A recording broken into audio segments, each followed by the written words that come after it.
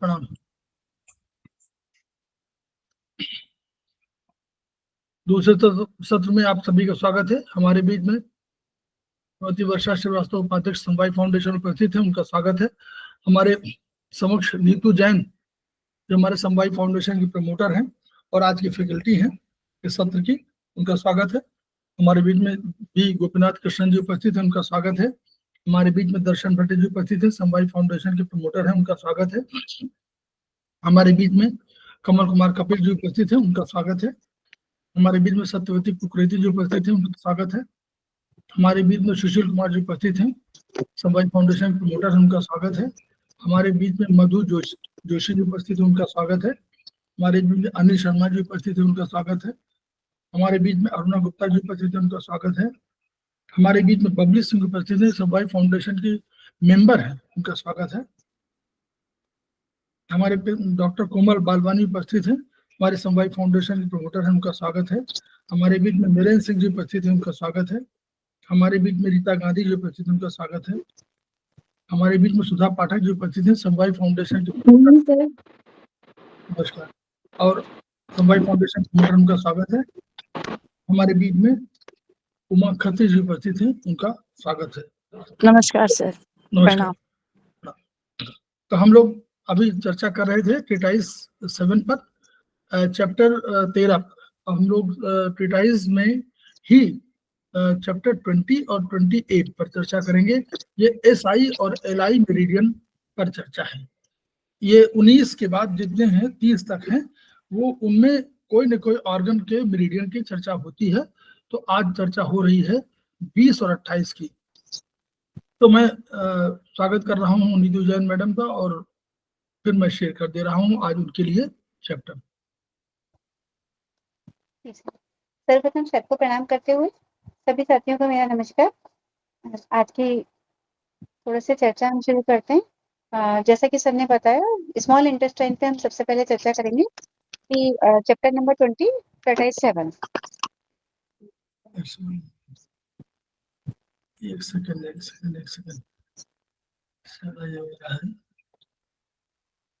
जैसा कि हम जानते हैं कि जो स्मॉल इंटेस्टाइन है, तो स्मॉल इंटेस्टाइन हमारी क्या करती है। एक तो उसका स्ट्रक्चर हमने बीएचपी में पढ़ा है कि 6 मीटर लंबी होती है वो, और स्टमक और स्प्लीन वो हमारे जो फूड हमारा जाता है, तो स्टमक में और स्प्लीन दोनों मिलके उसको भोजन को डाइजेस्ट करने का काम करती है।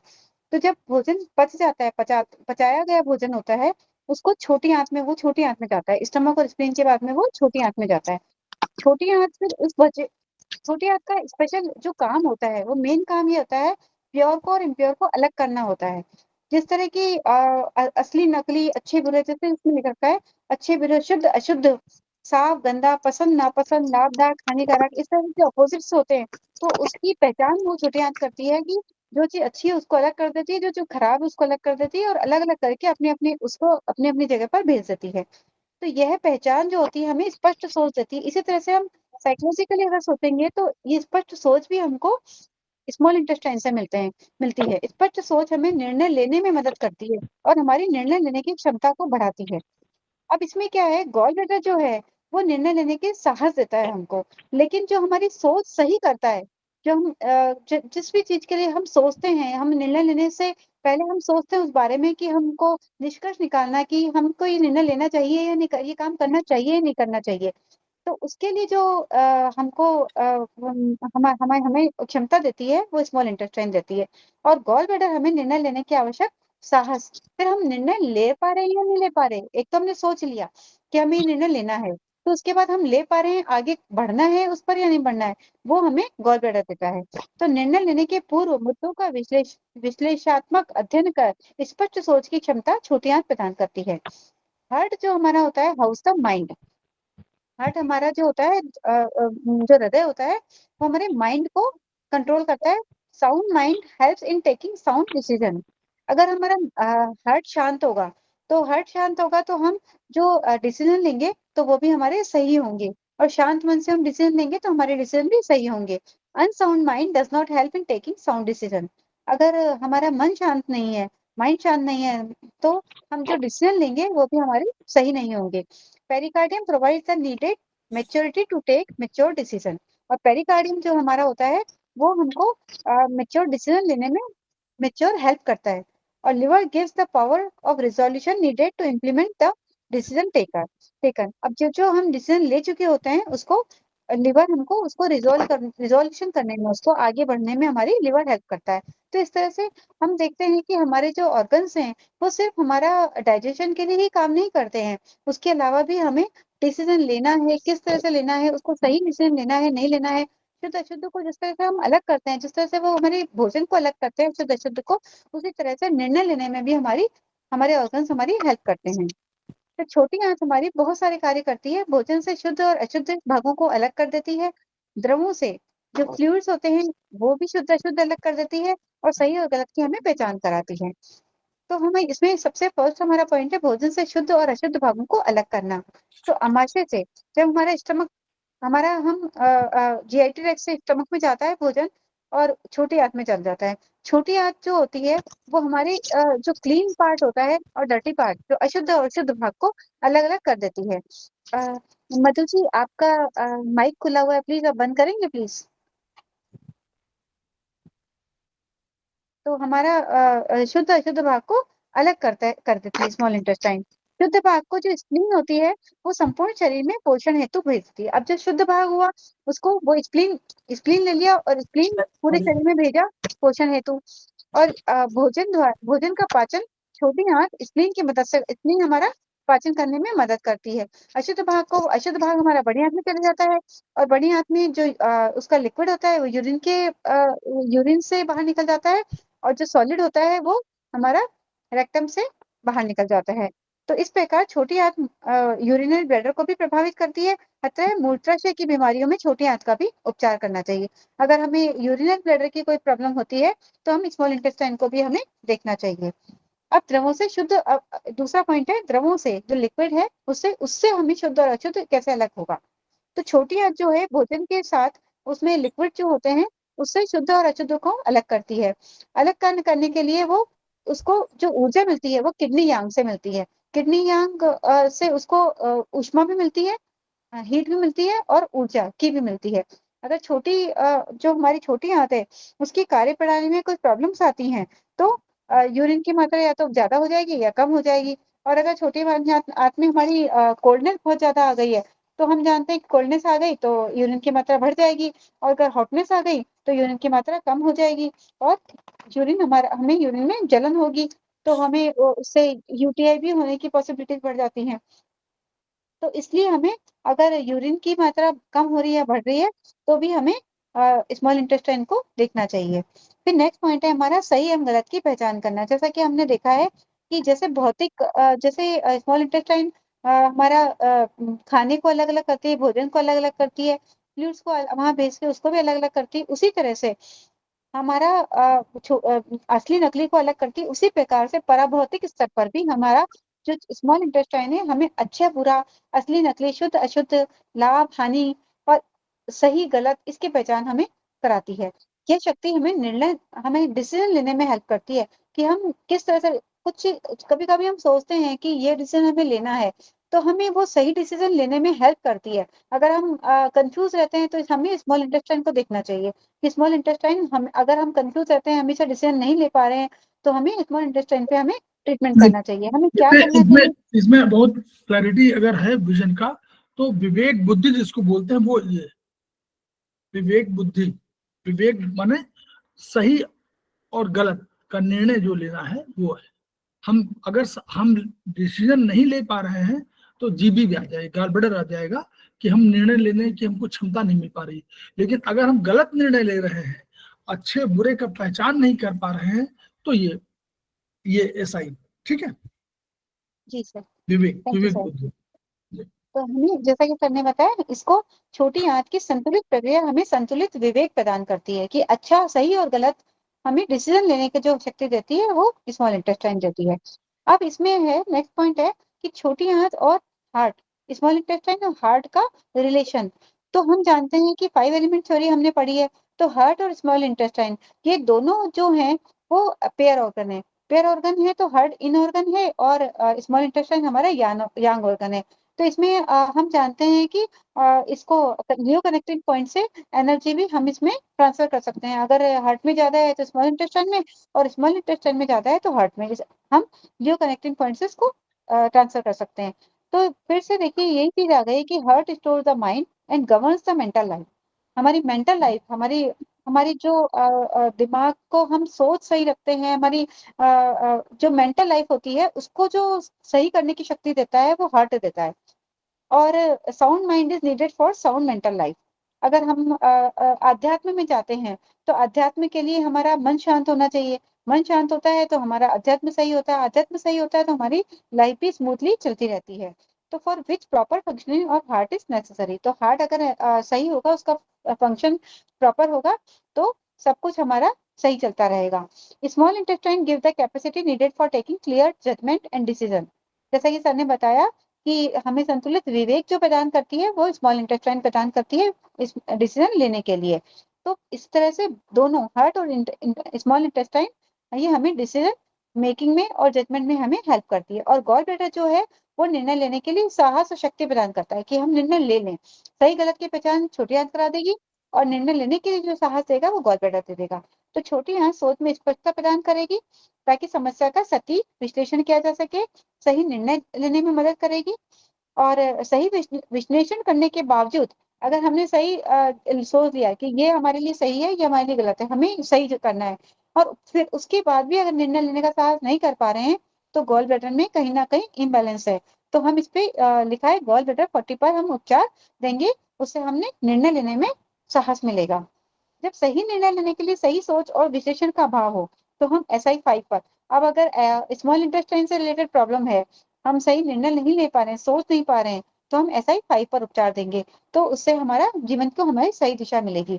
तो हम 2 पॉइंट में हमें मिल गया SI5 एंड गॉल ब्लैडर 40। तो SI5 हम सही निर्णय लेने के लिए, और डिसीजन नहीं ले पा रहे हैं तो GP40 पर हम उपचार देंगे। फिर है जब हृदय में गर्मी बढ़कर ऐसे लक्षण अगर हमारे हार्ट में बहुत ज्यादा हीट बढ़ गई है, तो नेचुरल है जब हीट बढ़ेगी तो प्यास लगेगी, मुंह कड़वा हो जाएगा, जीभ पर छाले हो जाएंगे, यूरिन में ब्लड आ जाएगा। तो इसको हम हार्ट से स्मॉल इंटेस्टाइन में ट्रांसफर करेंगे, जैसा कि हमने बताया अभी कि लियो कनेक्टिंग पॉइंट से हम इसे ट्रांसफर कर देंगे। फिर नेक्स्ट है हमारा भोजन का। भोजन हम जो करते हैं उसका स्मॉल इंटेस्टाइन पर क्या प्रभाव पड़ता है। अगर हम बहुत ज्यादा गर्म तासीर का भोजन करेंगे, यानी कि हम जैसे कि हम गरम मसाला बहुत ज्यादा खाएंगे, तो हमारी हम स्वयं इस बात को अनुभव कर सकते हैं कि जब हम बहुत ज्यादा गरम तासीर का भोजन करते हैं, लहसुन ज्यादा खाते हैं या गरम मसाले ज्यादा खाते हैं, तो हमारा स्मॉल इंटेस्टाइन में हीट बढ़ जाती है। और बहुत ज्यादा कोल्ड हम भोजन करेंगे तो कोल्डनेस बढ़ जाएगी।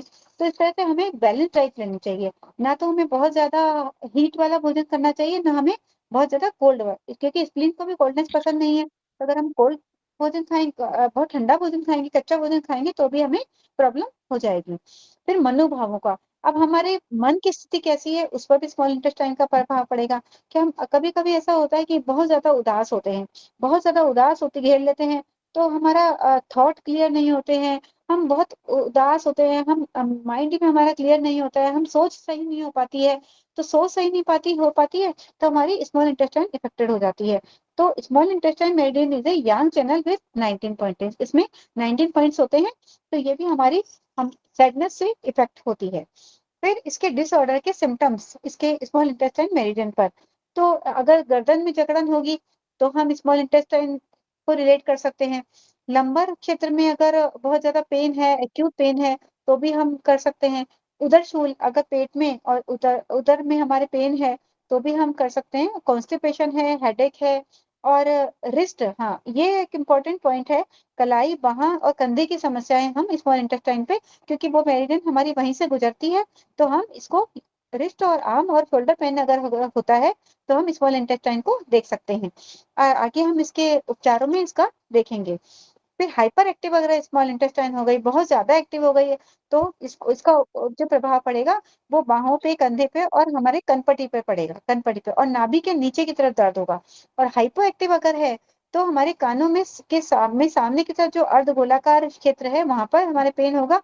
और आंख के अंदर हमारे UV2 के जो पॉइंट है वहां पर, भाव के अंदर वहां पर हमारा पेन होगा। तो ये हाइपर एक्टिव और हाइपर एक्टिव में हम डिफरेंस कर सकते हैं। कि हमें पता चल जाएगा कहाँ पे पेन है, तो हम देख सकते हैं या तो हाइपो एक्टिव है या फिर वो हाइपर एक्टिव है। फिर छोटी आंत से संबंधित रोग, या तो हम हमें पता है एक्सेस टाइप के रोग होते हैं और एक डेफिशिएंट टाइप के रोग होते हैं। तो अगर डेफिशिएंट टाइप के रोग होते हैं तो वो कोल्ड से रिलेटेड होते हैं। तो disease due to cold and deficiency of qi, अगर ऊर्जा की कमी है और कोल्डनेस है तो स्मॉल इंटेस्टाइन के एक तो ये रोग हो सकते हैं। और एक्सेस पैटर्न में या तो उसमें बहुत ज्यादा एक्सेस हीट उत्पन्न हो गई है, या फिर उसमें एक्सेस की ऊर्जा की बहुत ज्यादा अधिकता के कारण पेन हो रहा है, या फिर डिसीज ड्यू टू अगर स्टेग्नेशन ऑफ की हो गई है। स्टेग्नेशन ऑफ की हमने कई तरह की देखी है। अगर लिवर की स्टेग्नेशन हो जाती है और वो स्मॉल इंटेस्टाइन पर अटैक करती है तो भी स्मॉल इंटेस्टाइन अफेक्टेड होती है। तो इस तरह से हम देखते हैं कि स्टेग्नेशन ऑफ की से भी स्मॉल इंटेस्टाइन अफेक्टेड होती है। और अगर पेट में अगर कीड़े हैं, कई बार हम छोटे बच्चों के तो हमने ज्यादातर सुना है कि पेट में कीड़े होते हैं, तो अगर छोटी आंत में कीड़ों के कारण भी बहुत सारे डिसीजेस आ सकते हैं। अब हम इसमें एक चार्ट देखेंगे, तो चार्ट में इसमें पूरे एक एक चीज के बारे में बताया हुआ है।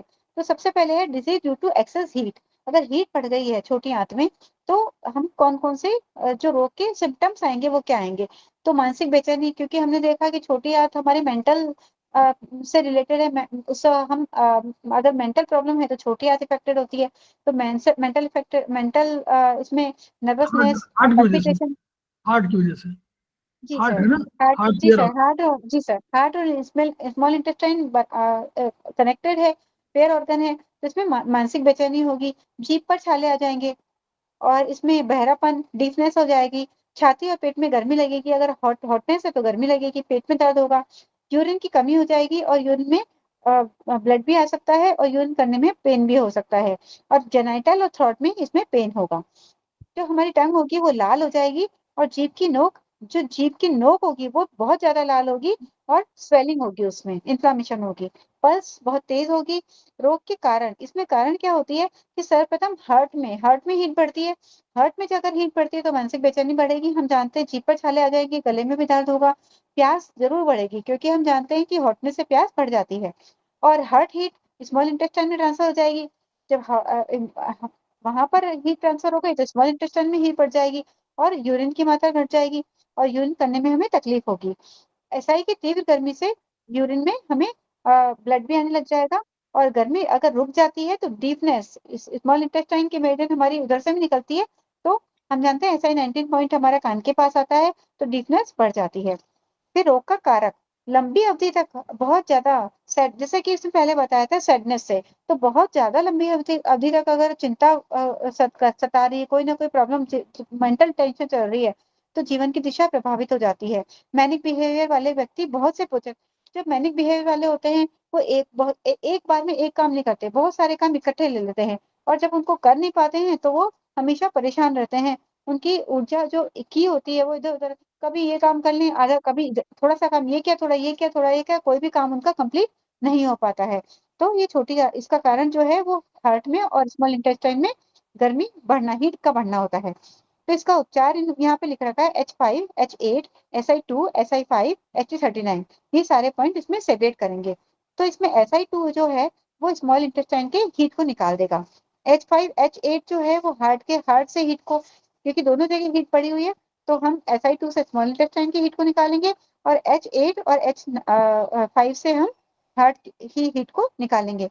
S5 स्मॉल इंटेस्टाइन की हीट निकालता है और हमारे ब्रेन को शांति प्रदान करता है और स्पष्ट सोच की दिशा देता है। SI5 एक बहुत अच्छा पॉइंट है। H39 स्मॉल इंटेस्टाइन की हीट का लोअर सी पॉइंट है। ये हमारे इंटेस्टाइन में अगर पेन होता है तो उसको H39 से हम उसको ट्रीट कर सकते हैं। नेक्स्ट है हमारा पेन ड्यू टू एक्सेस की इन स्मॉल इंटेस्टाइन। अब अगर स्मॉल इंटेस्टाइन में ऊर्जा ज्यादा हो गई है तो उसमें कौन कौन से रोग आएंगे और रोग के क्या सिम्टम्स होंगे। तो जो तल पेट, मतलब पेट के नीचे का जो एरिया होता है उसमें ऐठन वाला दर्द होता है, जो हमारे बैक तक चले जाता है, वहां से शुरू होता है और बैक तक जाता है। और पेट अगर दबाएंगे तो दर्द बढ़ेगा। एक सर ने बताया था कि एक्सेस पॉइंट, अगर एक्सेस है तो दबाने से दर्द बढ़ता है, और डेफिशिएंट है तो दबाने से दर्द कम होता है। ये हम एक्सेस और डेफिशिएंट को हम समझने के लिए एक बहुत अच्छा सिम्टम है कि हम दबाएंगे कहीं भी, अगर हम दबाते हैं, पैरों में भी दर्द हो, सर में भी दर्द हो, हम दबाते हैं, दर्द बढ़ रहा है, एक्सेस मतलब एक्सेस है, कम हो रहा है, इसका मतलब वो डेफिशिएंट कंडीशन है। तो पेट में गुड़गुड़ाहट होगी और नीचे से दुर्गंधित अधोवायु निकलेगी और उस अगर वायु गैस निकल जाएगी तो फिर हमें रिलीफ मिल जाएगा और टेस्टिकल्स में पेन होगा। ये इसके रोग के लक्षण होते हैं। नब्ज इसमें पल्स जो होती है बहुत डीप होती है और ये रोग छोटी आंत और लीवर में ऊर्जा के रुक जाने के कारण होते नहीं हैं। ये अगर लीवर की चांद लोग मुझे भी पसंद नहीं है। कल मैंने राइस बनाया, मम्मी ने पहले बबली जी आपका माइक खुला हुआ है, प्लीज बंद कर लीजिए। हाँ बबली जी, बबली जी आपका माइक खुला हुआ है, प्लीज बंद कर लीजिए। क्या बनाया मैंने? भाई ने तो राइस बनाया बस। शायद वो सुन नहीं रहे। नहीं तो वो इसमें सुन रोग की नहीं रही है वो। हाँ वो सुन नहीं रही है। मैं फिर अभी देखिए बबली जी आपका माइक खुला हुआ है, प्लीज बंद कर लीजिए। हाँ, अब रोग के कारण हम देखेंगे। ये रोग छोटी आंत बंद हो गया? हाँ जी सर, बंद हो गया। अच्छा ठीक। तो अगर लीवर की स्टैग्नेशन हो जाएगी तो वो वो कहीं पे भी अटैक कर सकती है। लीवर की स्टैग्नेशन अगर होती है तो वो कहीं पे भी अटैक करती है। तो अगर छोटी आंत पे अटैक कर दिया तो ये वाला हमारा एक्सेस की जो होती है, पेन ड्यू टू एक्सेस की होती है, वो ये हो जाता है। इसी से पेट में दर्द हो जाता है और दबाने से दर्द बढ़ता है। एक्सेस है तो पेट दबाने से बढ़ेगा। ये हमने पहले देखा था, दबाने से दर्द घटता है तो रोग उसको डेफिशिएंट होता है। रोग का कारक, ये रोग ज्यादा, अब कई लोग होते हैं बहुत ज्यादा ठंडा और कच्चा खाना खाते हैं, तो रॉ फूड अगर खाते हैं, वो ठंडा तासीर का भोजन बहुत ज्यादा करते हैं, तो उसके कारण ये एक्सेस की हो जाती है।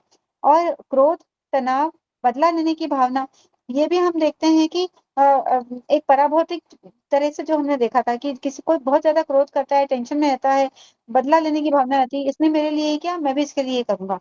तो अगर इस तरह की भावना रहती है तो उससे लिवर की स्टेग्नेशन हो जाता है। लिवर की स्टेग्नेशन हमारे स्मॉल इंटेस्टाइन को अवरुद्ध कर देता है।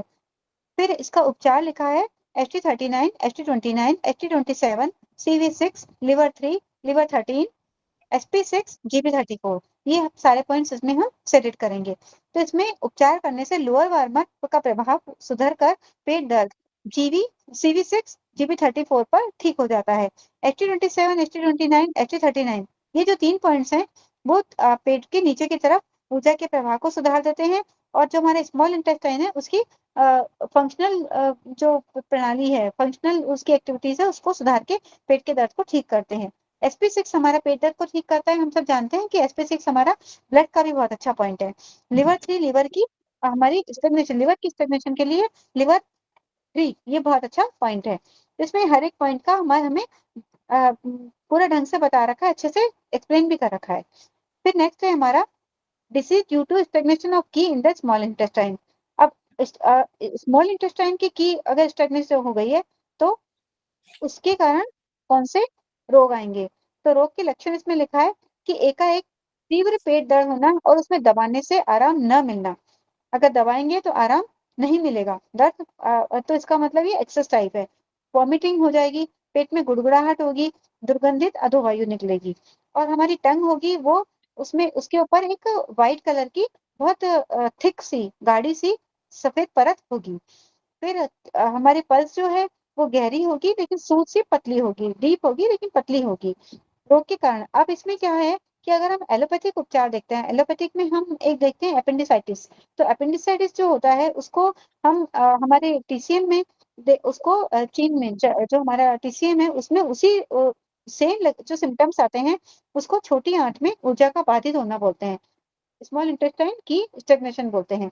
तो अपेंडिसाइटिस हो या फिर वो छोटी आंत में कोई की स्टेग्नेशन हो, कोई भी हो, तो अगर इस तरह के लक्षण हो कि अचानक से पेट दर्द हो गया, दबाने से आराम नहीं मिल रहा है, वॉमिटिंग बहुत ज्यादा हो रही है, पेट में गुड़गुड़ाहट हो रही है, अधोवायु निकल रही है, इस तरह की अगर प्रॉब्लम है तो उसमें हम या तो अपेंडिसाइटिस बोल सकते हैं या फिर इस स्मॉल इंटेस्टाइन में स्टेग्नेशन बोल सकते हैं।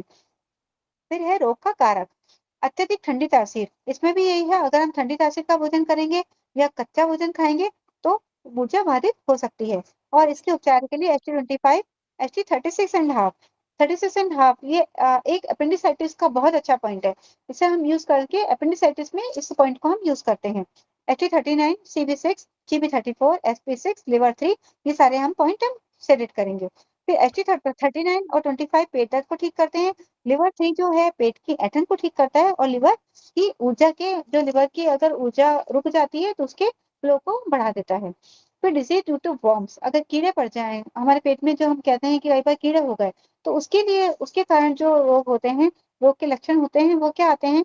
या तो पेट दर्द होगा और पेट में तनाव हो जाएगा, मुंह का स्वाद बिगड़ जाएगा, चेहरा पीला पड़ जाएगा, क्योंकि जो वॉर्म्स हैं वो सारा का सारा हमारा खाना तो वही खा जाते हैं, तो खाना वो खा रहे हैं तो ब्लड नहीं बनेगा अच्छे से, ब्लड नहीं बनेगा तो हमारा फेस पेल हो जाएगा, पीला पड़ने लग जाएगा। और छोटी आंत में कई तरह के कीड़े हो सकते हैं। अब इसमें देखिए नाम लिख रखे हैं, केचुआ या गोल कब राउंड वर्म होते हैं, ये ज्यादातर बच्चों के आंतों में पाए जाते हैं। इस प्रकार के कृमि जो होते हैं जिन्होंने पालतू जानवर पाल रखे होते हैं, जैसे कुत्ता बिल्ली इस तरह के, तो उनके संपर्क में आने से भी ये वाले जो वर्म्स होते हैं, राउंड वर्म्स होते हैं, ये बच्चों के पेट में चले जाते हैं। तो इसके सिम्टम्स वही होते हैं, पेट दर्द होता है, उल्टी होता है, ये हाथ पैर ठंडे हो जाते हैं, इस तरह से ये इसके सिम्टम्स होते हैं। एक है हुक वर्म, ये रक्त चूसने वाले होते हैं, ब्लड को चूसेंगे, तो इसके लक्षण, इसके सिम्टम्स क्या दिखेंगे हमें कि मिट्टी, मुंह, बिना पकाए चावल, चाय पत्ती, ये सब खाने की अगर इसकी किसी की इच्छा हो रही है तो हम समझ सकते हैं कि उसमें हुक वर्म है, तो हमें इसका इलाज करना चाहिए। फिर है पिन वर्म, ये गुदा में छोटी छोटी कृमि होती है, अगर गुदा में खुजली हो रही है, शाम के टाइम खुजली बढ़ जाती है, तो इसे हम पिन वर्म समझ सकते हैं। फिर टेप वर्म होती है, ये मनुष्य और जानवरों के हाथों में ये कीड़े होते हैं। इसके होने पर क्योंकि ये कीड़े सारा खाना ये खा जाते हैं तो पेशेंट को हमेशा भूख लगती रहती है। चाइनीज एक्यूपंक्चर में छोटी आंत में कीड़े होने का कारण स्प्लीन और स्मॉल और लार्ज इंटेस्टाइन। कोल्ड कंडीशन, अगर कोल्ड कंडीशन है तो इसका मतलब कीड़े हो सकते हैं, अगर कीड़े हैं तो हमें कोल्ड का उपचार करना चाहिए। तो अत्यधिक ठंडा और ठंडी तासीर का भोजन करने वाले कच्चे भोजन से स्प्लीन और आंतों में कीड़े पड़ जाते हैं। इसका ट्रीटमेंट है, हम सर हमें बताते हैं हमेशा कि इस तरह से ये इन्फेक्शन है एक तरह से, तो LI4 SI4 HT42 और LI7 SI6 HT34, इन पॉइंट्स पर, सारे पॉइंट पर हमें ब्लैक कलर अप्लाई करना है। तो ब्लैक कलर अप्लाई करेंगे तो हमें कीड़ों से हमें आराम मिल जाएगा। तो इस तरह से हमारा ऑर्गन सोर्स पॉइंट जो है टोन और जी नीचे सर, वाले पॉइंट सीडेट जी सर, है ना। जी सर। चलिए, फिर नेक्स्ट है हमारा पॉइंट, छोटी आंत में ठंड एवं ऊर्जा की कमी से आए, अगर कोल्ड लग गई, डेफिशिएंसी है की है, तो उसके रोग के लक्षण हैं वो सेम आ रहे हैं, पेट दर्द होगा, पेट में गुड़गुड़ाहट होगी, पतले दस्त होंगे, और जब ठंड का इफेक्ट हो तो वो नेचुरल है कि पेशेंट चाहेगा, उसको हॉट ड्रिंक पीना चाहेगा, गर्म पीना चाहेगा। पीला और जो यूरिन होगा वो बहुत अधिक मात्रा में होगा और पीले रंग का होगा। और क्योंकि कोल्ड है, कोल्डनेस है तो पेशाब बहुत ज्यादा होगा, और अगर हॉटनेस है तो यूरिन की मात्रा कम हो जाएगी, और जीभ होगी पीली या सफेद परत युक्त होगी, और उसकी पल्स बहुत कमजोर होगी। स्प्लीन यांग अगर कमजोर हो जाती है, हम देखते हैं स्प्लीन यांग अगर कमजोर हो जाती है, पाचन कार्य वो ढंग से नहीं कर पाती है, तो हमारी स्मॉल, क्योंकि वो हमारा पाचन का कार्य करती है, जब पाचन का कार्य सही तरह से नहीं होगा तो स्मॉल इंटेस्टाइन भी डेफिशिएंट हो जाएगी, और उसमें भी कोल्डनेस आ जाएगी, और भोजन का पाचन नहीं होगा और लूज मोशन लग जाएंगे। तो स्प्लीन यांग में डेफिशिएंसी आने पर कोल्डनेस बढ़ जाती है, और रोगी हॉट ड्रिंक पीना चाहेगा, और यूरिन उसका पीला हो जाएगा, टंग भी येलो हो जाएगी, और जीभ पर सफेद परत हो जाएगी, और उसके पल्स बहुत कमजोर और धीमी हो जाएगी, और ये जब ठंडा स्मॉल इंटेस्टाइन पे जाएगी तो पेट में दर्द भी शुरू हो जाएगा। तो ये हमारे रोग के कारण हैं। अब रोग के कारक क्या हैं? ठंडे वही चीजें आ गई, ठंडे और ठंडे तासीर और कच्चा भोजन, ये अगर हम नहीं, इससे हम बचेंगे। कच्चा भोजन हमें जरूर खाना चाहिए। हाँ, कच्चा भोजन लेकिन बहुत अधिक नहीं है, मतलब 25% से अधिक आप खा रहे हैं, और आप भोजन जो है, तो हमारे क्या हुआ, बोलिए, सलाद, जी सर, सैलेड, आपका जो फल है, ये सब है, लेकिन इसमें मतलब ऐसा नहीं कि आप कहते नहीं लोग कुछ, हम केवल फल खाते हैं और सवेरे से लेकर शाम तक केवल फल खाते रहते हैं, तो कच्ची वो रॉ फूड हो गया। दूसरा, ठंडी तासीर के कौन है, बोलिए, कोल्ड ड्रिंक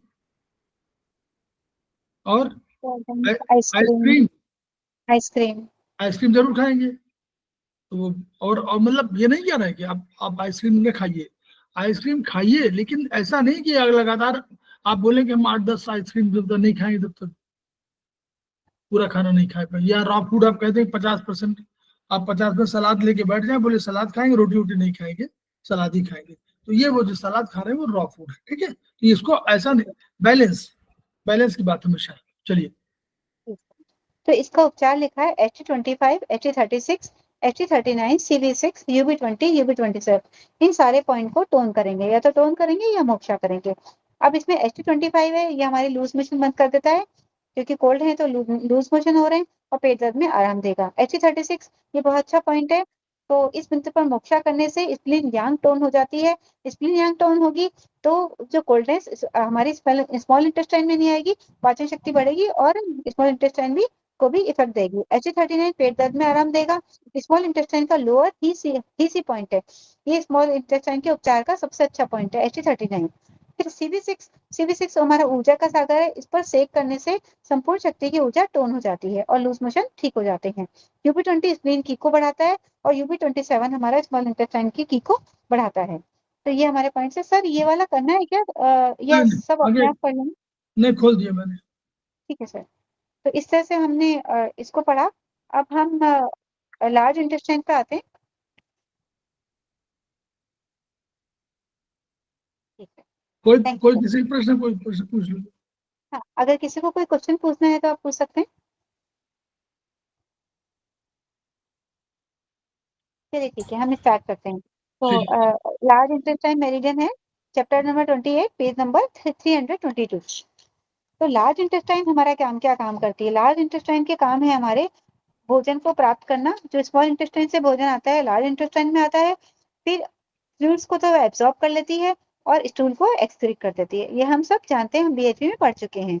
अब इसका लार्ज इंटेस्टाइन का लंग्स के साथ क्या रिलेशन है? क्योंकि हम जानते हैं LU और LI पेयर ऑर्गन है।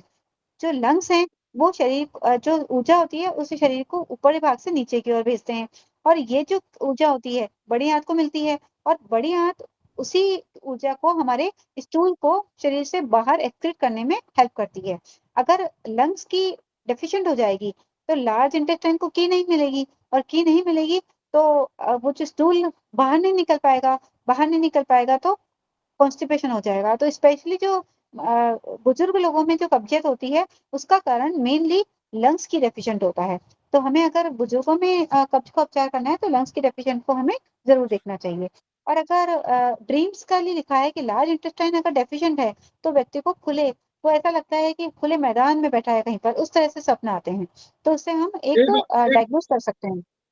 एक और चीज जो है बता दें कि देखिए, दो चीज जो कंसेप्ट है इसको पढ़िए कई जगह पूरे। ये जो की है ये आई लंग से, और अल्टीमेटली वो आती है किडनी के पास।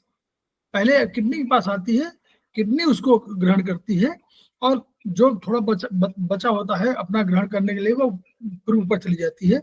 जो किडनी की है ये सबको देती है। किसको देती है? लोअर वार्मर को देती है, यूबी को देती है, LI को देती है, SI को, इन सबको देती है ऊर्जा। तो kidney is the controller of lower orifices. जितने नीचे के अंग हैं उनका कंट्रोलर किडनी है। तो इसलिए जब भी कभी स्प्लीन लार्ज इंटेस्टाइन की डिफिशियंसी होगी तो किडनी की डिफिशियंसी ऑलरेडी होगी, तभी इनकी होगी। डायरेक्ट कभी प्राप्त नहीं करेगी, देख लीजिएगा, थोड़ा थोड़ा देगी, लेकिन मेन है किडनी। तो ध्यान रखिएगा, किडनी की डिफिशियंसी जरूर होगी लार्ज में भी। ठीक है, चलिए। मैम पेज नंबर बताएंगे क्या? 322। हाँ, chapter 28 madam, chapter okay sir, 28, 322। Okay sir. Chapter 28 है। जी सर। सर एक डिसीजन लेने वाला जो SI5 और GB40 है, टोन होंगे सीडेट होंगे सर? अरे आप निर्णय नहीं ले पा रहे हो तो आपकी कमी है क्या? तो टोन करना पड़ेगा ना सर? टोन होंगे। यस, ठीक सर, ओके। टोन होंगे। अब चलिए। नेक्स्ट पॉइंट है हमारा और इमोशंस एक का। आप उस ऑर्गन में जो हम लोग उस ऑर्गन में पढ़ चुके हैं उसमें एक ऑर्गन और नोट कर लीजिएगा, ट्रिपल वार्मर। सब जगह है, ट्रिपल वार्मर बहुत जिम्मेदार है। इसलिए मैंने बार बताया, तो ट्रिपल वार्मर को मानते हैं हम लोग कौन? एक और बोलते हैं डॉक्टर वाल, क्या बोलते हैं उसको? एंडोक्राइन। बस, चलिए आइए। इसे अब नेक्स्ट पॉइंट है हमारा इमोशंस का। तो जैसे कि हमने स्मॉल इंटेस्टाइन में पढ़ा था कि इमोशंस से रिलेशन स्मॉल इंटेस्टाइन का होता है, उसी तरह से लार्ज इंटेस्टाइन का भी इमोशन से रिलेटेड रिलेशन होता है। कि अगर सैडनेस या वरी हो, बहुत ज्यादा उदास हो, चिंता हो, तो लार्ज इंटेस्टाइन में की रुकावट हो जाएगी और ऐंठन युक्त पेट में दर्द होगा, और कभी या तो कॉन्स्टिपेशन हो जाएगा या कभी भी उसको लूज मोशन यानी पारापारी, कभी एकदम से लूज मोशन हो जाएंगे, कभी उसको कॉन्स्टिपेशन हो जाएगा। तो ये इमोशन से रिलेटेड है। फिर इसकी डिसीज, एक तो डेफिशिएंट टाइप होती है और एक्सेस टाइप। डेफिशिएंट में हमें ड्राइनेस, लार्ज इंटेस्टाइन में ड्राइनेस आ जाएगी या कोल्डनेस आ जाएगी या फिर वो कोलैप्स हो जाएगी, ये डेफिशिएंट की हैं। और अगर एक्सेस टाइप के हैं तो ह्यूमिड हीट होगा, हॉटनेस आ जाएगी उसमें।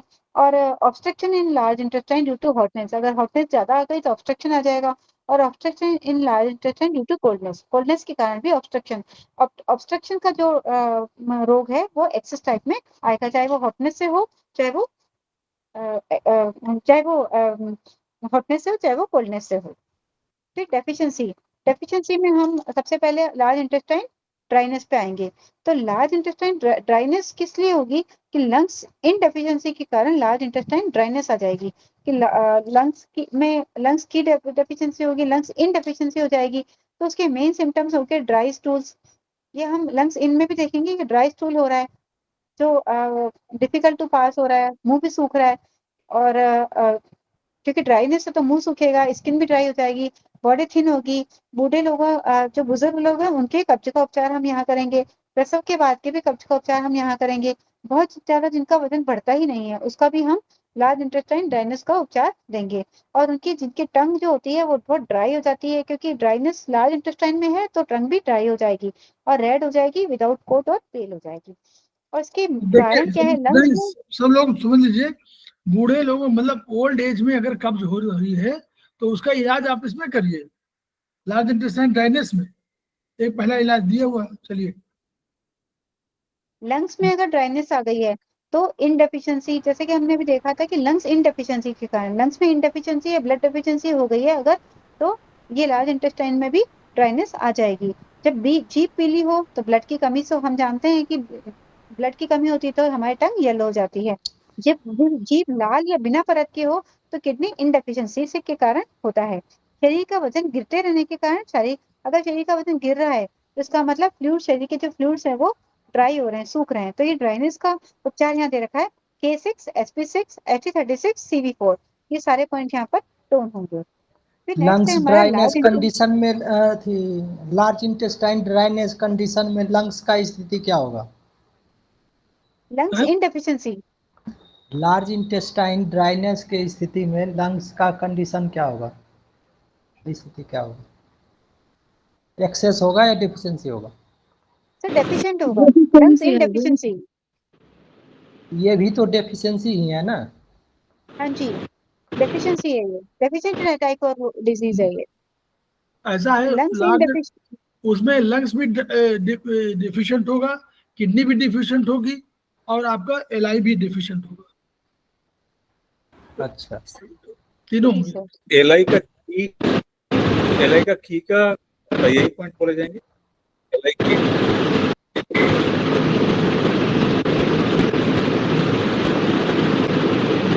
कितना म्यूट कर दो।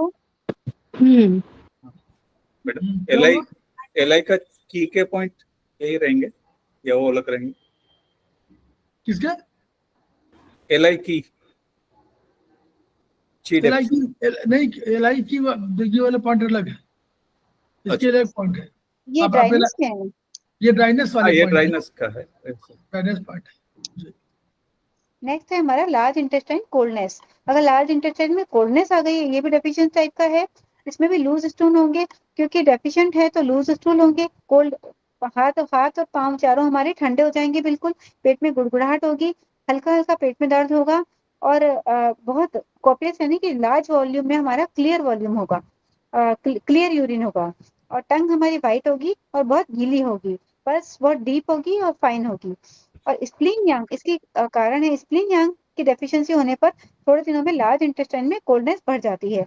ये स्प्लीन यांग डेफिशिएंसी जो होती है हमारी, वो कम प्रोटीन लेने के कारण होती है। इसमें स्प्लीन यांग डेफिशिएंसी में भी यही प्रॉब्लम होती है, कोल्ड लिम्स हो जाते हैं, टायर्डनेस होती है, लूज स्टूल्स होती है, एसाइड्स होते हैं, यानी कि जलोदर की प्रॉब्लम हो जाती है। तो अगर स्प्लीन यांग डेफिशिएंसी हो रही है, अगर कम प्रोटीन ले रहे हैं हम, इस तरह की प्रॉब्लम हो रही है, तो जैसे कि इसमें स्प्लीन यांग डेफिशिएंसी में बहुत सारे सिम्टम्स हम देख सकते हैं, कि जैसे गर्मी नहीं मिल पा, स्प्लीन यांग डेफिशिएंसी हो रही है तो शरीर को हमारी गर्मी नहीं मिल पाती है, तो इसमें रोगी के हाथ पैर ठंडे हो जाते हैं, कपकपी लगती है, और कोल्ड और डैम्प एनवायरनमेंट के कारण भी ये स्प्लीन यांग डेफिशिएंसी हो जाती है।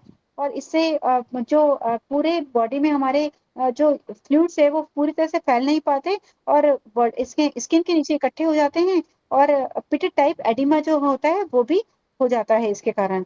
और रोगी का जो जीभ है उसमें भी जल एकत्र होकर स्वेलिंग आ जाती है।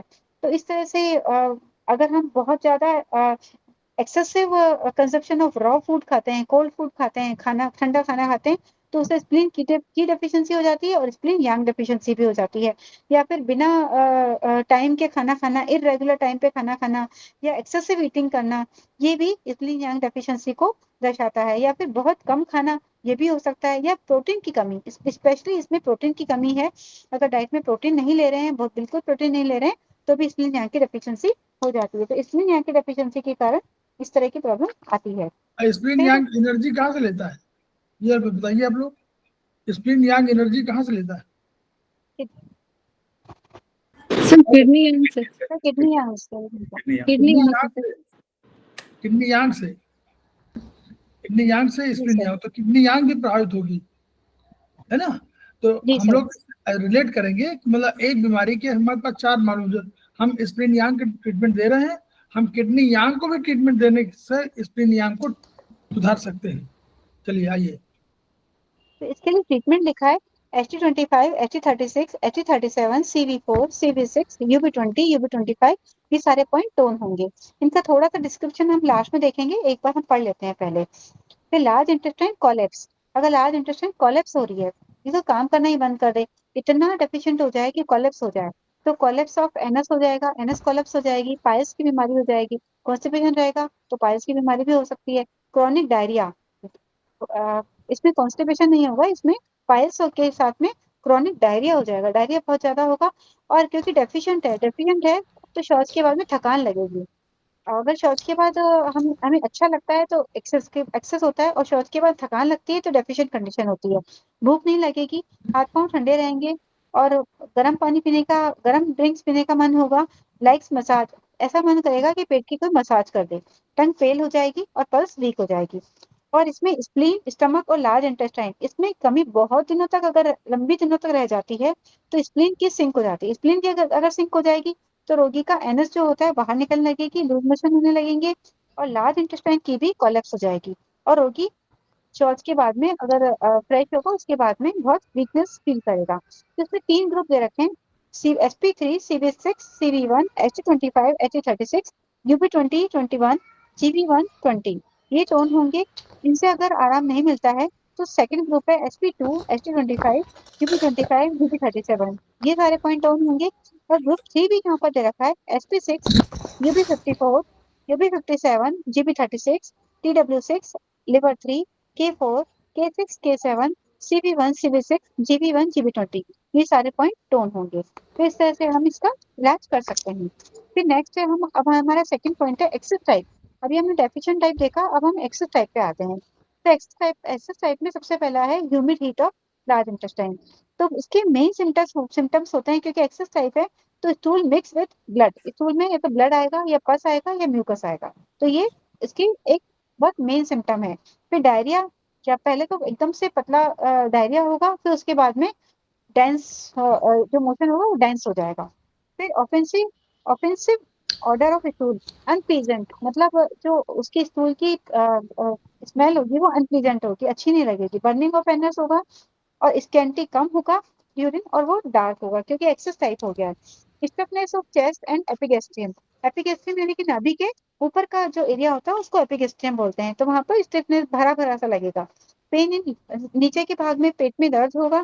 फैटिग एंड फीवर, चक्कर आएंगे और थकान सी लगेगी, फीवर आ जाएगा।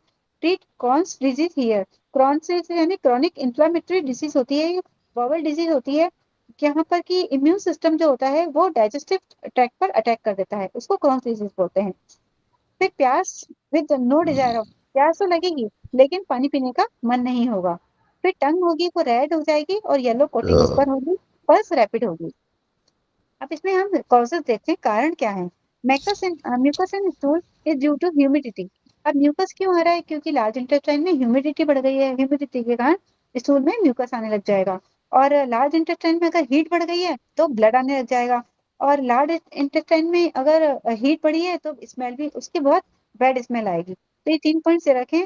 और बर्निंग इन एनस, अगर एनस में जलन हो रही है, थर्स्ट एंड डार्क यूरिन, प्यास लग रही है, यूरिन डार्क हो रहा है, रेड टंग है, ये सारे के सारे सिम्टम्स हैं heat in large intestine. Large intestine में हीट बढ़ी हुई है। हैवीनेस इन चेस्ट, अगर चेस्ट में भारीपन लग रहा है, पेट के ऊपर की तरफ भारीपन लग रहा है, ये ह्यूमिडिटी है, ये लार्ज इंटेस्टाइन में ह्यूमिडिटी बता रही है। हॉट फूड कॉजेज हीट, अगर हम बहुत गर्म खाना खाते हैं, गर्म मसालों वाला इस तरह का खाना खाते हैं तो लार्ज इंटेस्टाइन में हीट बढ़ जाती है। ग्रीसी, चिकनाई वाला खाना, बहुत ज्यादा तेल घी इस तरह की चीजें यूज करते हैं, तला भुना भोजन खाते हैं, तो हम लार्ज इंटेस्टाइन में ह्यूमिडिटी बढ़ जाती है। एंग्जाइटी और वरी, बहुत ज्यादा चिंता करना, बहुत ज्यादा परेशान होना, इससे लॉन्ग पीरियड, बहुत लंबे समय तक, तो लार्ज इंटेस्टाइन की इंटरनल हीट बढ़ जाती है। प्रोलॉन्ग डाइसेंट्री में cause humid hotness of large intestine, बहुत दिनों तक अगर डाइसेंट्री रही है, लूज मोशन बहुत ज्यादा लंबे टाइम तक रहे हैं, तो इसका कारण लार्ज इंटेस्टाइन में ह्यूमिड हॉटनेस होना होता है। इसका ट्रीटमेंट लिखा है LI3, SP6, SP9, CV3, CV12, UB17, UB20, UB22, UB25, LI11, HT37, ये सारे पॉइंट हम सेलेक्ट करेंगे। फिर नेक्स्ट पॉइंट है हमारा एक्सिस टाइप का ही है, लार्ज इंटेस्टाइन की हॉटनेस। तो इसके मेन सिम्टम्स होते हैं इसमें क्योंकि हॉटनेस मतलब बहुत ज्यादा गर्मी बढ़नी, तो ड्राइनेस आ जाएगी, ड्राई माउथ होगा, लिप्स अभी ड्राई होने के बाद भी लिप्स फटे फटे हो जाएंगे, कॉन्स्टिपेशन हो जाएगा, मेलोड्रस स्टूल, वेरी बैड स्मेल, बहुत बुरी स्मेल वाला स्टूल होगा, small quantity of dark colour urine. अब इसमें यूरिन और स्टूल में दोनों में चेंज आ गया। उसमें जब डेफिशिएंट होता है तो यूरिन बहुत ज्यादा होता है, और हॉटनेस होता है, कोल्डनेस में यूरिन ज्यादा होता है, हॉटनेस में यूरिन कम होता है, और स्टूल भी कॉन्स्टिपेशन होता है, वहां पर स्टूल हमारा डायरिया होता है। तो ये इसमें एक तो डिफरेंशिएशन हो गया। और इन्फ्लेम, बर्निंग, पेनफुल एनएस होगी, जो एनएस होगी उसमें जलन होगी और पेनफुल होगी। बर्निंग सेंसेशन इन माउथ, हमारे ड्राई के कारण मुंह में भी जलन होगी। टंग हमारी थिक येलो ड्राई कोट होगी, और पल्स हमारी रैपिड होगी। फिर है इसके causes of disease. Full heat and dryness causes dry stool. अब हीट बढ़ी है, फुल हीट बढ़ी है, फुल हीट हम जानते हैं कि किस तरह से होती है, कि अगर इनडेफिशिएंट हो गई, जैसे हमारा एक पॉइंट है, ये वाला हमारा पॉइंट है, अगर ये इन है, इनको डेफिशिएंट हो गया, और यांग है वो इससे भी इस लेवल से ज्यादा हो गया, तो यांग जब बढ़ गया तो फुल हीट हो गई, और ड्राइनेस भी साथ साथ हो गई, तो ड्राई स्टूल हो जाएगा, बर्निंग हो जाएगी, और स्वेलिंग ऑफ एनस हो जाएगी। तो इसमें दो ग्रुप दे रखे हैं, LI2, LI11, HT37, HT44, ये तो हम सेलेक्ट करेंगे। CV4, CV12, SP6, Q6, उनको हम टोन करेंगे। सेकंड ग्रुप है हमारा LI2, CV6, UB25, UB31, HT25, ये सारे पॉइंट्स हम सेलेक्ट करेंगे। नेक्स्ट है हमारा obstruction in large intestine due to hotness.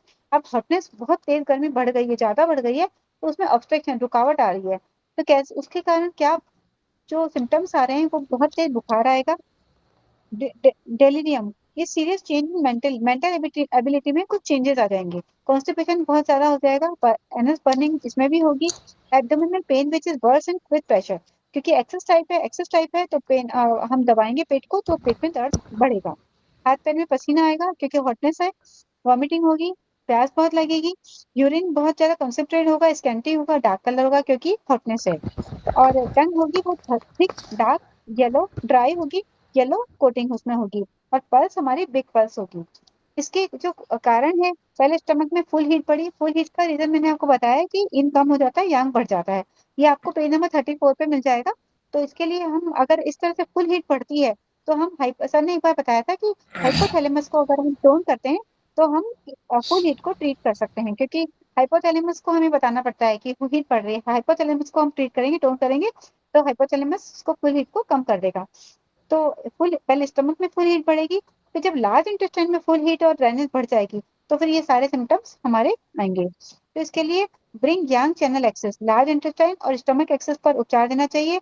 ज्यादा अगर कोई ड्रिंक करता है, बहुत ज्यादा नॉन वेजिटेरियन खाना, गर्म तासीर का भोजन करना, तो ये रोग हो जाते हैं। इसके लिए दो ग्रुप दे रखे हैं, LI2, LI4, LI11, HT25, HT37, HT44, SP6, SP15, CV4, और TW6 ये सारे पॉइंट हम सेलेक्ट करेंगे। सेकंड ग्रुप में Li2, Li11, GB14, UB25, UB31, CV6, HT25, HT36 ये सारे पॉइंट हम सेलेक्ट करेंगे। इसमें कुछ पॉइंट बार बार आ रहे हैं जिनको हम लास्ट में एक बार थोड़ा सा देख लेंगे कि कौन कौन से पॉइंट लास्ट में बार बार आ रहे हैं तो उनका क्या इफेक्ट हो रहा है। फिर नेक्स्ट पॉइंट है हमारा obstruction in large intestine due to coldness. अब कोल्डनेस के कारण भी ऑब्स्ट्रक्शन हो सकता है, तो उसके कारण अचानक से पेट में दर्द हो जाएगा, डायरिया होगा, कोल्डनेस है तो डायरिया होगा, वहां पर हॉटनेस थी तो कॉन्स्टिपेशन था, तो कोल्ड सेंसेशन, पेट में ठंडक का सेंसेशन होगा, गुड़गुड़ाहट होगी, कॉपियस बहुत बहुत अधिक मात्रा में यूरिन का वही हॉटनेस में यूरिन कम हो रहा था और यूरिन में जलन हो रही थी, यहाँ पे क्लियर यूरिन होगा और ज्यादा मात्रा में होगा, टंग थिक वाइट होगी, उसकी कोटिंग जो होगी वो थिक वाइट होगी। इसके कॉजेस एक्सटर्नल कोल्ड, अगर बहुत बाहरी अटैक लार्ज इंटेस्टाइन पर हुआ है तो उसके कारण यह रोग होता है। एक्सटर्नल कोल्ड का आक्रमण, अब ये कहाँ से हो सकता है, आमाशय पर, स्टमक पर कहाँ से हो सकता है, या तो हमारे माउथ से हो सकता है, या यूट्रस पर सीधे नीचे के मार्ग से हो सकता है, या फिर हमारा बड़ी आंत पर कैसे हो सकता है, हमारी एनस के रास्ते से कोल्ड का अटैक हो सकता है। तो कहीं भी सडन पेन होने के कारण स्टैग्नेशन ऑफ की होता है। अचानक अगर कहीं पेन हो रहा है तो उसका मतलब है स्टैग्नेशन ऑफ की है। जब लार्ज इंटेस्टाइन में कोल्ड एक्सटर्नल कोल्ड का अटैक होता है तो वहाँ पे की में रुकावट आ जाती है, स्टैग्नेशन हो जाती है और पेट में अचानक से दर्द होने लगता है। लार्ज इंटेस्टाइन में कोल्ड के आक्रमण से कोल्ड अगर हो तो फ्लूइड से एब्जॉर्ब नहीं करेगा, क्योंकि कोल्डनेस बढ़ गई तो फ्लूइड एब्जॉर्ब करने की उसकी कैपेसिटी घट जाएगी और उसको लूज मोशन होने लग जाएंगे। फिर ठंडे अगर कोई बहुत ज्यादा ठंडे और गीले स्थान पर लगातार बैठता है तो ये रोग हो सकता है। अत्यधिक भारी ठंड के कारण भी ये रोग हो सकते हैं। तो इसका ट्रीटमेंट है HT25, HT27, HT36, HT37, SP6, liver 3, CV4, UB25, ये सारे पॉइंट्स हम सेलेक्ट करेंगे। तो हमने देखा कि इस तरह से हम लार्ज इंटेस्टाइन पे देखा। अब हम देखते हैं कि HT25 पॉइंट बहुत बार बार आ रहा है, तो HT25 हम जानते हैं फ्रंट पॉइंट है हमारा LI का, तो ये इंपॉर्टेंट पॉइंट है। HT27 पॉइंट ये भी बार बार आ रहा है, तो नाभि के नीचे के रोगों में ये अगर हम HT27 को यूज करते हैं तो ये इफेक्टिव पॉइंट है, और लॉस ऑफ सीमेन में भी ये पॉइंट बहुत इफेक्टिव होता है। HT36 हमारा बहुत अच्छा पॉइंट है, नी के पास आता है। हम जानते हैं कि नी की प्रॉब्लम में तो इसे हम यूज करते ही हैं। उसके अलावा to slow down ageing process, अगर एजिंग प्रोसेस को हमको स्लो करना है, कम करना है, तो हम HT36 को यूज करते हैं। विजन की प्रॉब्लम में भी हम HT36 को यूज करते हैं। और HT36 और LI4 दोनों को हम साथ में यूज करके पाचन की कमजोरी के लिए हम दे सकते हैं। तो ये एक होमियोस्टेसिस पॉइंट है HT36। फिर SP6 हम सब जानते हैं ब्लड से रिलेटेड पॉइंट है ये पॉइंट लिवर, किडनी और स्प्लीन इन दोनों का जंक्शन पॉइंट कहलाता है, संगम पॉइंट कहलाता है इन तीनों का। फिर CV4 पॉइंट सभी दरवाजों का प्रमुख पॉइंट कहलाता है, रुकी हुई ऊर्जा को पुनः प्रवाहित करने में ये काम आता है। लिवर 3 ये हैप्पी काम पॉइंट है, तो अगर किसी के रिलेशन अच्छे नहीं है किसी के साथ में तो हम लिवर 3 पॉइंट को यूज कर सकते हैं। K6 जो पॉइंट है वो रेक्टम से रिलेटेड है, अगर जहरीला कीड़ा काट जाता है या कोई जानवर खा जाता है उसके कारण हमें एकदम से इंजेक्शन लगाने जाना पड़ता है, कुछ होता है, तो हम K6 पॉइंट पर ब्लैक कलर भी लगा सकते हैं और K6 पॉइंट को हम सेलेक्ट भी कर सकते हैं। तो ये पॉइंट बार बार आए हैं, तो मैंने थोड़ा सा इन पॉइंट को आपको बताने की कोशिश की। तो इस तरह से हमने लार्ज इंटेस्टाइन के, सर इसके आगे ये नहीं पढ़ना है ना, इसके इम्पोर्टेंट फॉर्मूला? ना सर ये हो गया, thank you so much sir. ये आप लोगों को दिखा दिया गया कि चैप्टर ऐसा है, और चैप्टर के बारे में आप लोग थोड़ा बहुत तो जान गए कि नहीं। आप लोगों ने चैप्टर बहुत कम लोग पढ़ते हैं, तो पढ़ने का वक्त नहीं मिलता, और फिर कोई बताता भी नहीं उसको, और सब लोग समझते हैं कि पूरी किताब आप जानते होंगे, यही मानते हैं ना। थैंक यू नीतू, अच्छा समझाया सर आपने, जो अभी तक समझाया था ना उसको नीतू ने फिर से रिमाइंड करा दिया। हम जनरली भूल जाते हैं ये सब देखना। मैंने तो सर का ही समझाया हुआ बताया है। लेकिन बहुत बढ़िया, देखिए ये सब चीजें आप लोग पढ़ते रहिए कि पूरी किताब ट्रीटाइज 1 और 7 और 2 तीन किताबें बहुत महत्वपूर्ण हैं। ये आपको फर्स्ट और सेकेंड सेमेस्टर को, तो बहुत से लोग जो इधर कर रहे हैं, जिन लोगों ने, वैसे बता रहा हूँ इसको अन्यथा मत लीजिएगा, जिन लोगों ने 4th सेमेस्टर के बाद अपने को रोक लिया है उन्होंने मेरे हिसाब से बहुत अच्छा किया है। उन लोगों ने अपनी सीमेंटिंग कर लिया सेमेस्टर 1, सेमेस्टर 2, सेमेस्टर 3, सेमेस्टर 4, क्योंकि सेमेस्टर 5 के बाद दूसरा शुरू हो गया है। अभी एक सीनियर सेमेस्टर 6 साथ में लोग कह रहे थे कि अभी बड़ी परेशानी है, बड़ी परेशानी है। तो परेशानी ये है कि होता क्या है कि जो कोर्स है वो अच्छा नई चीज है, थेरेपी है। ऐसा नहीं कि आप और एक सिम्टम, एक जो बीमारी लिखा हुआ है उसके सिम्टम कितने हैं, 20 सिम्टम, 10 सिम्टम। तो ये इन सिम्टम को याद रखना, और कम से कम महत्वपूर्ण कौन होंगे, कम से कम उन 10 सिम्टम में 4 सिम्टम महत्वपूर्ण होंगे। तो 4 सिम्टम पर लगातार ध्यान जाए, ये चाहिए। तो ये सब, इसका मतलब कोरिलेशन बहुत तेज होना चाहिए, और पूरी थ्योरी हमको मालूम होनी चाहिए कि हम लोग कैसे, हमारी एनर्जी बढ़ती है, कैसे जाती है, कहाँ से जाती है, क्यों लंग्स उसको करता है, क्यों लंग्स जिम्मेदार है, क्यों हार्ट जिम्मेदार है, क्यों किडनी जिम्मेदार है, क्यों लीवर जिम्मेदार है। तो पूरा वो जब तक आपके पास खाका नहीं आता है तब तक। इसलिए मैं तो अपना पर्सनल बता दूं, हमने तो लगातार किया, इसमें कोई शक नहीं कि भाई जो है, लेकिन जिन लोगों ने रोका है अपने को, मेरे हिसाब से उन्होंने अच्छा किया है, क्योंकि जो लोग नहीं रोके हुए हैं वो परेशान है। अब वो हमसे कहते हैं अब मैं क्या करूं। अब प्रोजेक्ट बनाना अपने आप में कठिन काम है। अगर आपके पास वक्त नहीं है तो प्रोजेक्ट आप केवल हल्के से बना देना बहुत सरल है, लेकिन अगर प्रोजेक्ट माने हुआ कि आप उस प्रोजेक्ट, एक प्रोजेक्ट का मतलब ये हुआ कि उस बीमारी के बारे में आप पूरा जानते हैं और आपको पूरा बता सकने की क्षमता होनी चाहिए। स्टार्टिंग फ्रॉम, जिसको हम बोलते हैं, मेरे हिसाब से प्रस्तावना माने क्यों ये हमारी थेरेपी है, और इस थेरेपी में कितने हैं, चाइनीज TCM पहले आया, Ayurvedic acupressure, doctor Ball, professor पार्गेवू, उन सब के सिद्धांत, उन सब के सिद्धांत जो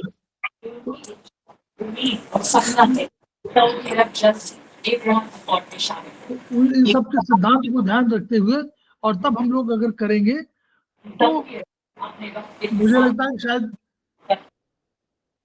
तो मुझे लगता है कि आपको तब समझ में आएगा कि हाँ वास्तव में क्या वो, मतलब प्रोजेक्ट के बारे में।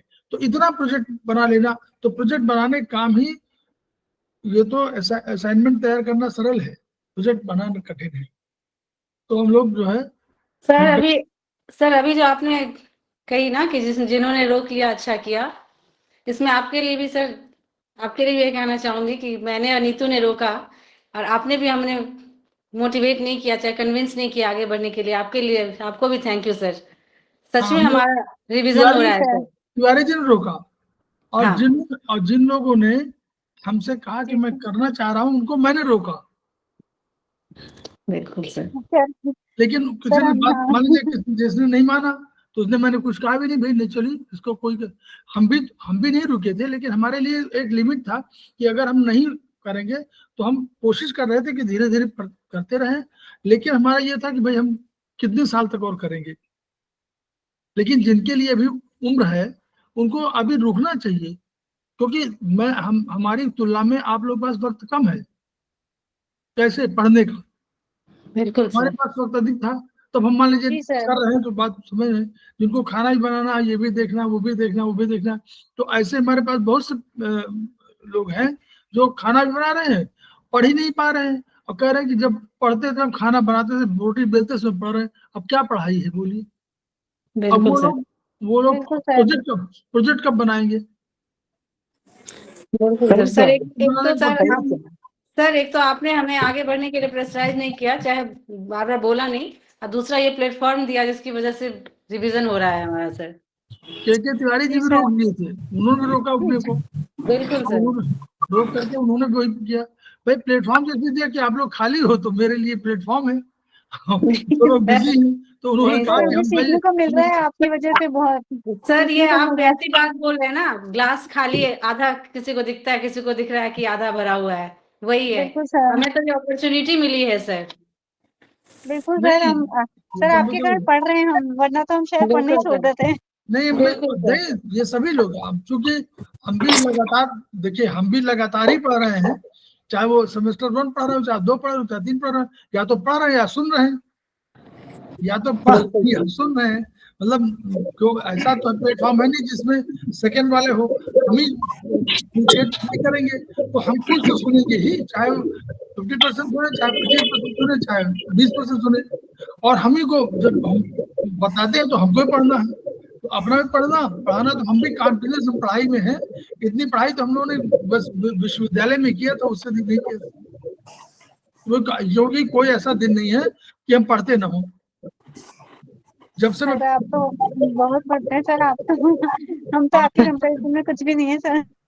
आफ्टर रिटायरमेंट जो कोई दिन ऐसा नहीं है कि हम पढ़े ना हो या 2-3 पेज लिखे ना हो, तो उससे मेरी राइटिंग क्षमता बढ़ गई।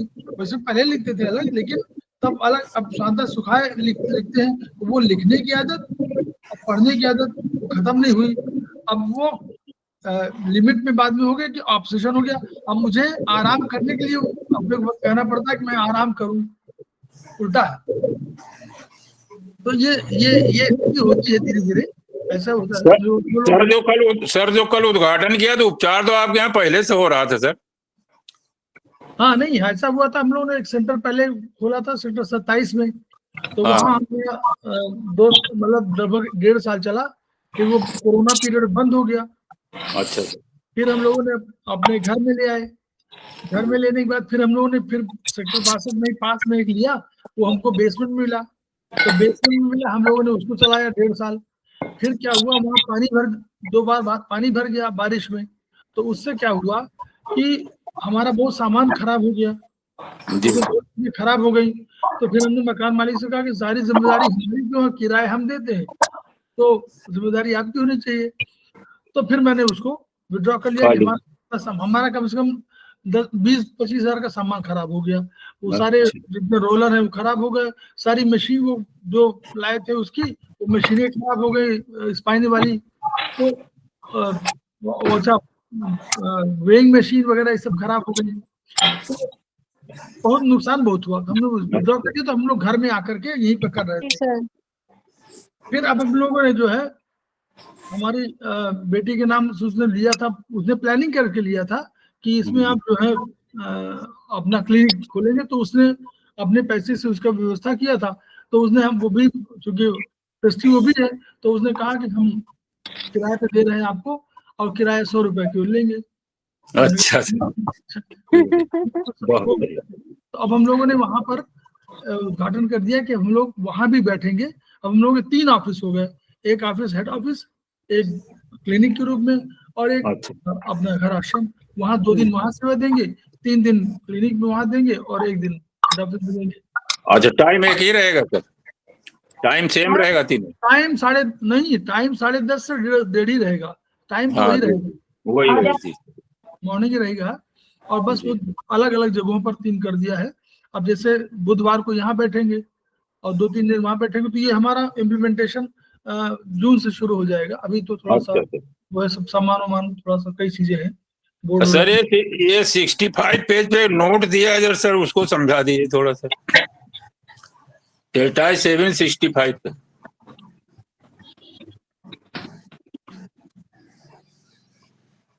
जी जी जी सर। हाँ,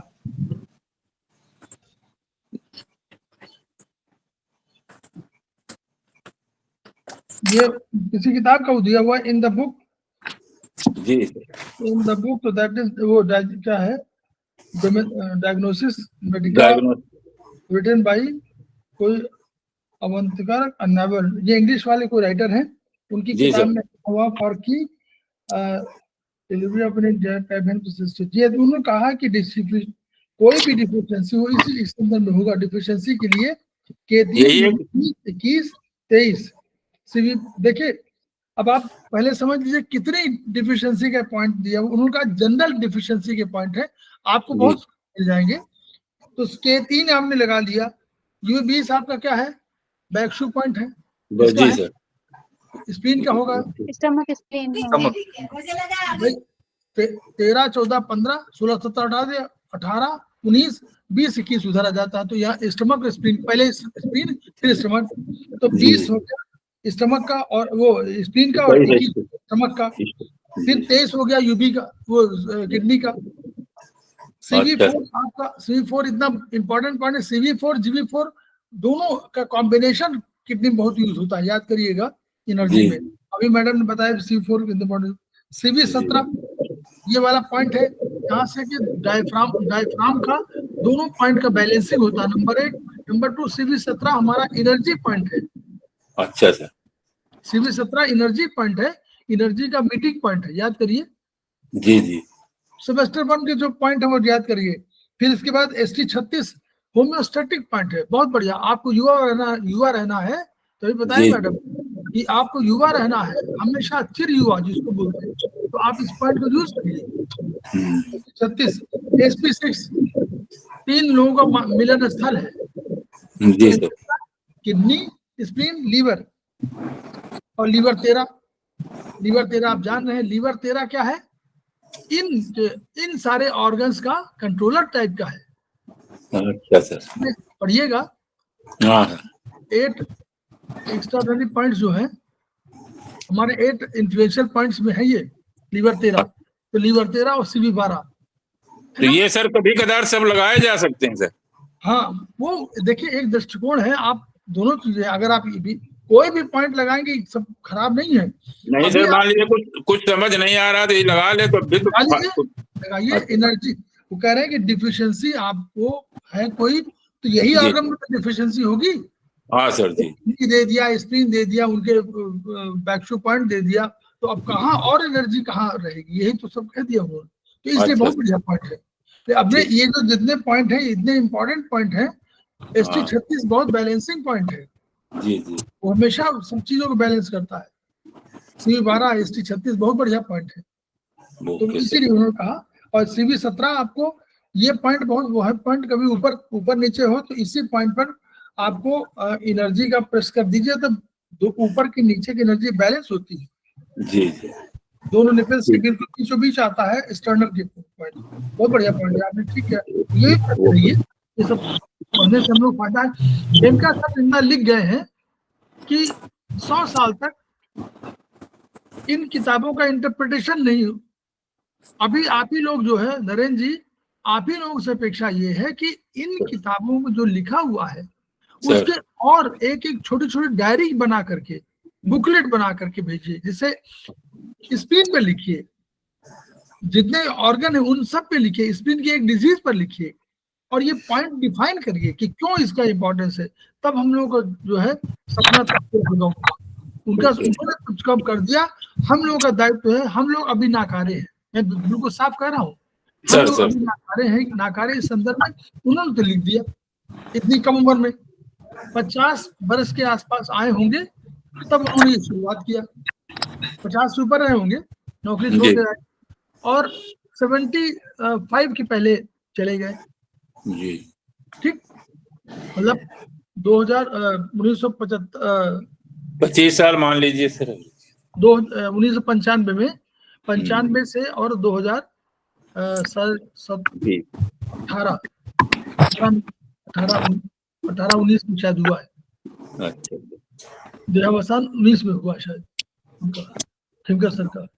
तो 5-19-5-24 25 साल की उम्र में, 25 साल मतलब में उन्होंने ट्रीटाइज लिख दिया जी, बहुत लिख दिया। और एक एक ट्रीटाइज एक साल की है। और हमारे शिष्यों ने या हमारे पूरे संस्थान ने, एक सेकंड, तो हम लोग जो है खेमका सर के सपनों को पूरा करने के लिए कृत संकल्प हैं, और हम लोगों को ऐसे ही करना चाहिए ताकि उनके सपने पूरे हों। और हम लोग इन्हीं शब्दों के साथ जिसको अभी